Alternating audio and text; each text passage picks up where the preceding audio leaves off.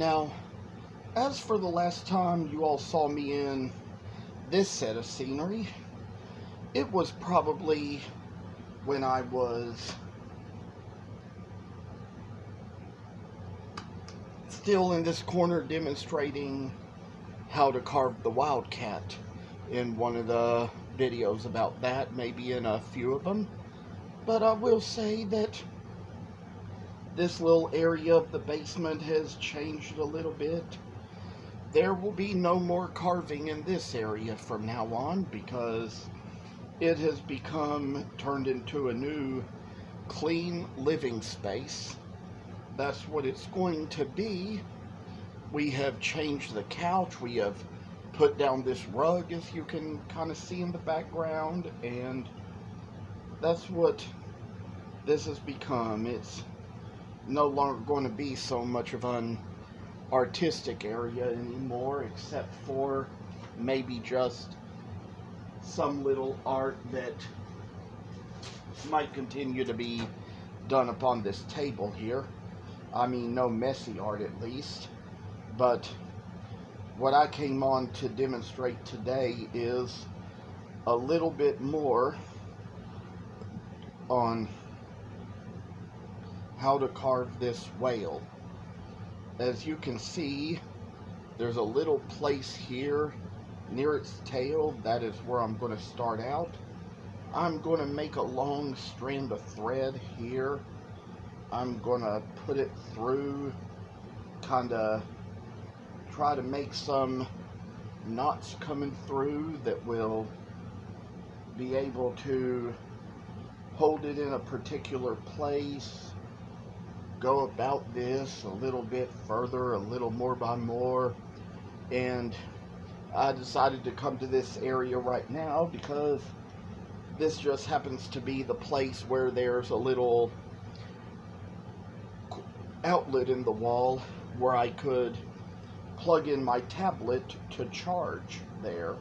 So while I charged the tablet here, I decided I would do the video while it charges.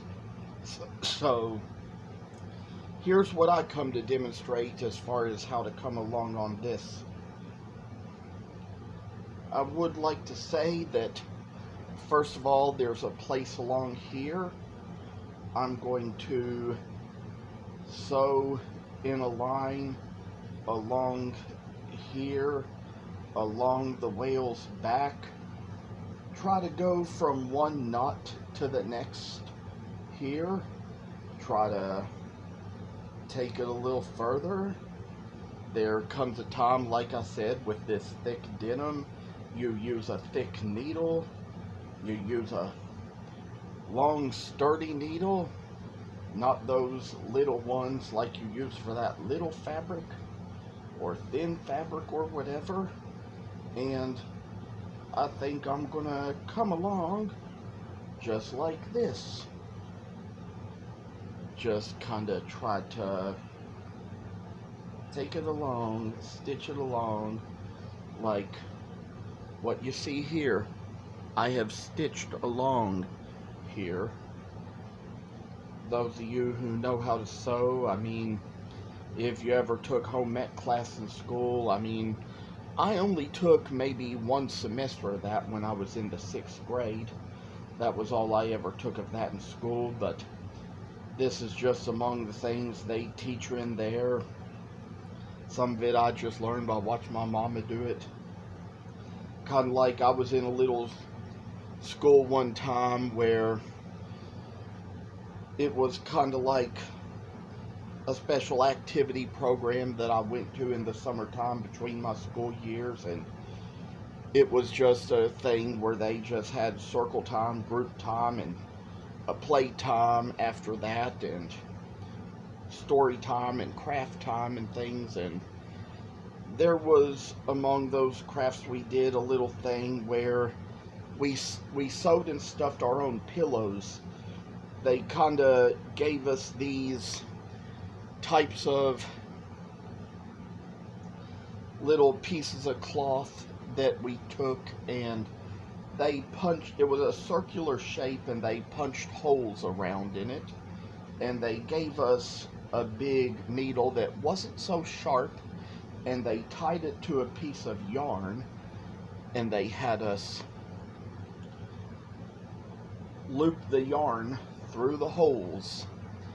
I sometimes couldn't understand just how safe that was, and how dangerous it would really be as a kid to try to take a real needle and put on a real thread and really try to sew it through cloth that wasn't like that. But what I want to finish saying about the project was that we would sew it around in that circle, and then we would stuff it, and it would become a little pillow, a little crafty made pillow that we would use. And of course, when I went to hold the guinea pig after that, I shared the pillow with the guinea pig. I let the guinea pig lay on it, and the teacher came by and said, "Oh, I'm just so pleased to see how you are sharing your pillow with the guinea pig." But it all comes down to the fact that when I was probably about 6 or 7 years old, seeing that, I was already wanting to kind of work with a needle and thread, wanting to take a bath towel and sew it closed and stuff it, make it into a pillow. Couldn't really understand at that age that a kid as small as I was didn't need to be playing with a needle. I'd ask for one, but I wouldn't get one. Of course, it all just might come down to that, and I'd say when I was 14, started going into the sewing cabinet and starting to find little pieces of cloth and needles to work with. Believe me, I was warned. And thankfully, this never happened, but I was informed that if a needle went into your eye, it could cause a little injury, cause you to lose it permanently. So much we learn about being careful in life, and these little projects we do, sometimes we see as kids the little things we want to do, the things we want to try. Sometimes they may not come out as good as we hoped, as good as we thought, as good as we think they should. I used to think as a little 12-year-old kid that I could sew my own stuffed animals and sell them in the yard. Never realized what motor skills it took to really be able to make one that was sturdy enough to sell. People don't really expect a child to really have that kind of skill. But I will tell you all what I'm doing now is I'm kind of coming back over the place where I sewed a long while ago, kind of, opposing the loops a little bit, where you see how it was looped this way on this side and this way on this side. And as you can see here, I'm kind of trying to mix it up a little bit, trying to make it so that where the needle went over on this side and under on this side, it goes under where it went over on this side and over where it went under on this side. And that's how it comes along, how I'd like to take it. And there's so much to say, so much to demonstrate. There was a little information that I shared in that last video I just recorded. I don't know whether that one or this one is going to be posted to YouTube first, but I just made a video over in my shop where I was sharpening my knives. I was telling you about the little lessons I learned in life lately, and some of the things, you learn to be thankful for, even when all the days come that just the little things happen. And as you work along, there comes the moments when you will take it further and further and further, and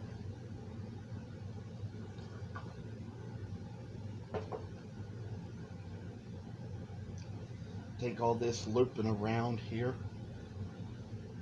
And that's how Some of my themes started out when I got started sewing animals from Denim. As you see, it's a whale.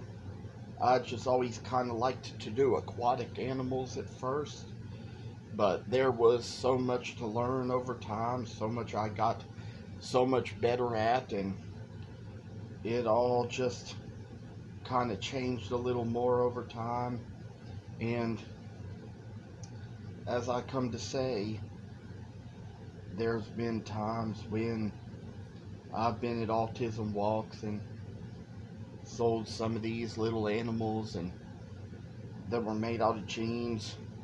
Little kids were so excited to see creatures that were made out of jeans, and they were always wanting to buy them. And once or twice there's been a time or a situation there where a kid's parent might have said to them, "Oh, but you have enough stuffed animals."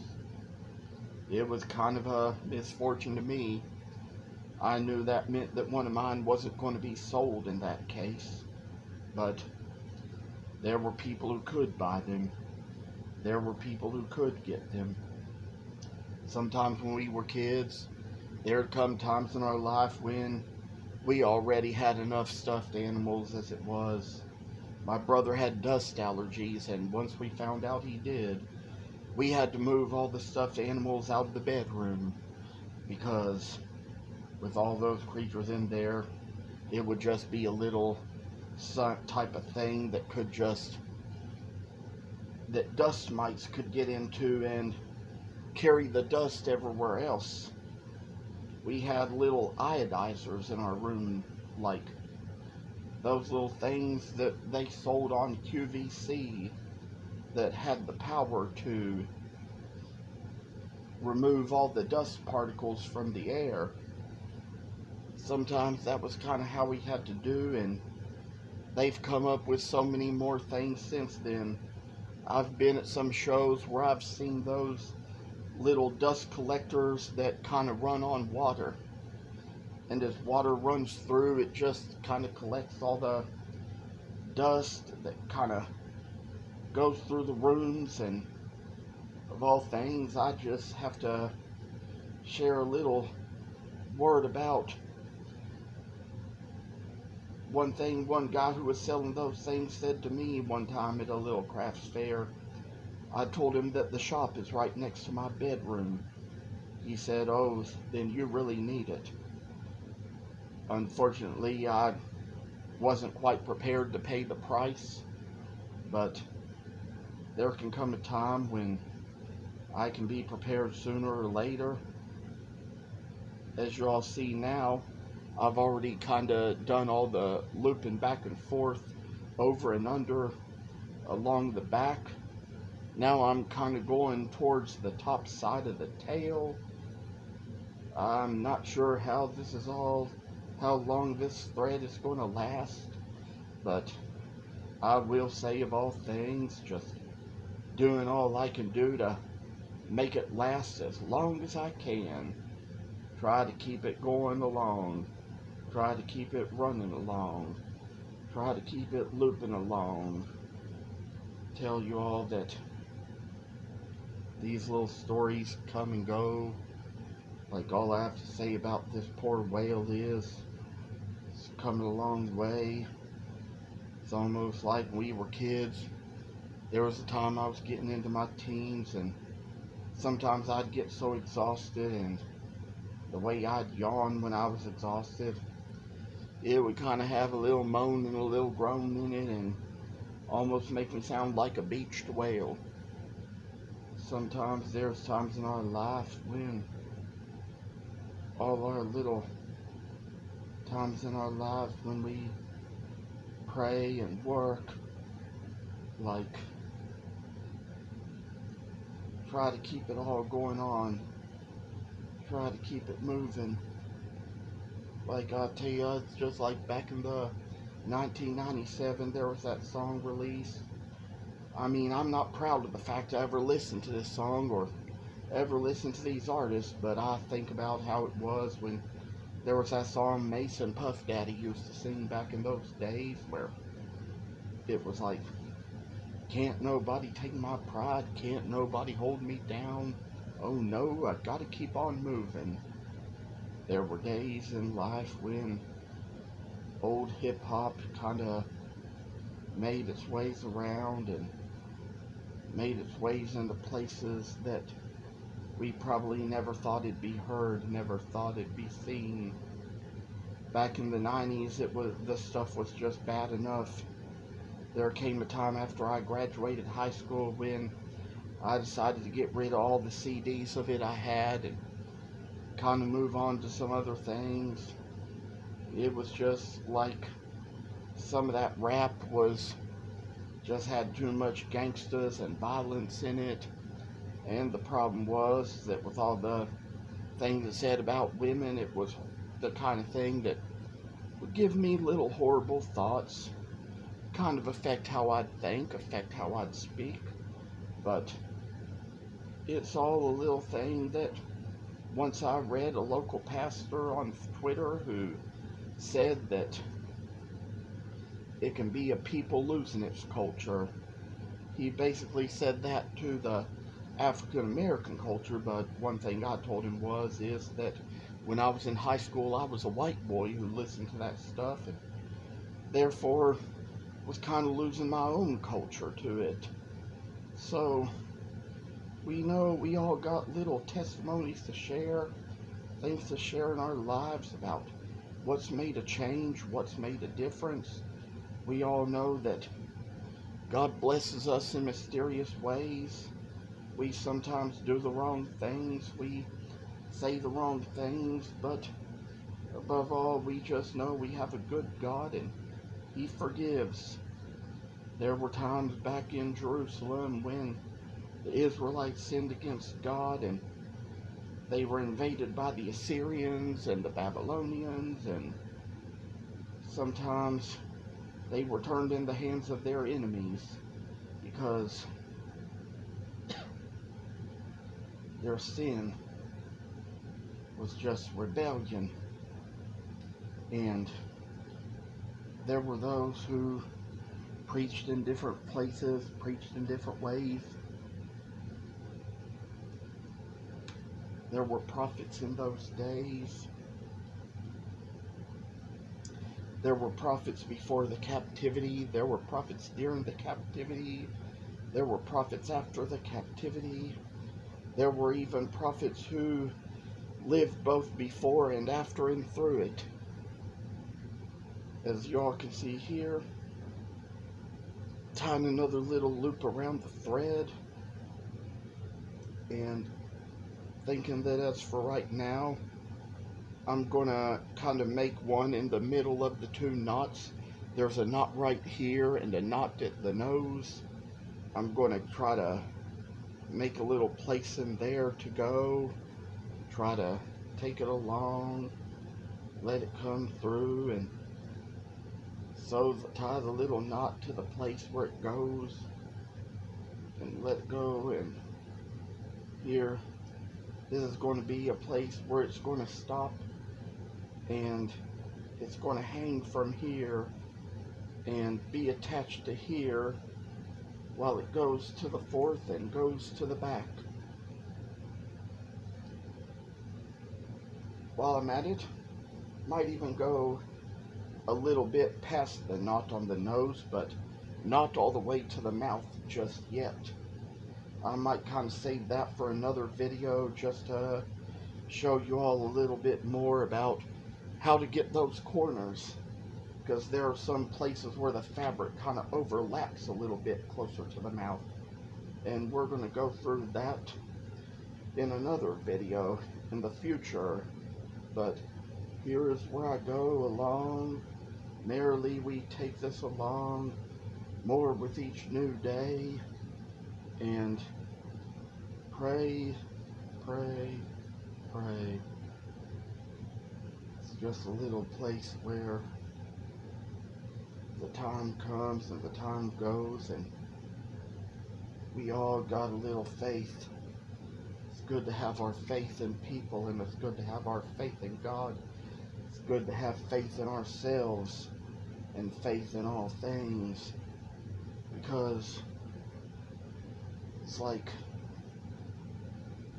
the Bible tells us that faith is a substance of what we hope for and the evidence of what we see. And in that same little chapter of the Bible, it says that without faith, it is impossible to please God. For whoever comes to God must believe that he is, and believe that he earnestly rewards those who fervently seek him. As I come along here, I will come back to the place at the top of the head where the last knot is.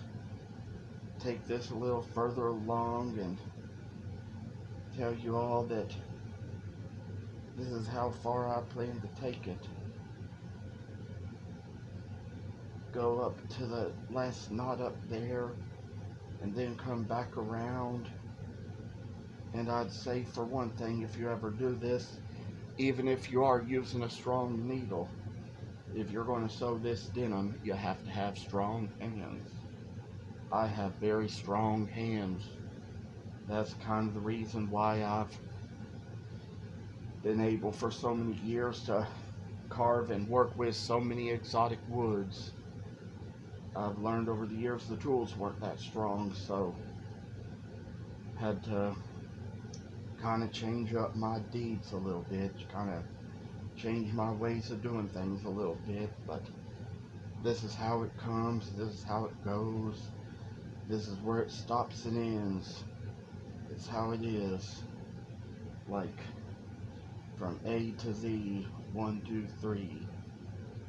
I say that this is coming to the place where I sew it along, make it a little faith in my word, and make it a little faith as the victory that overcomes the world.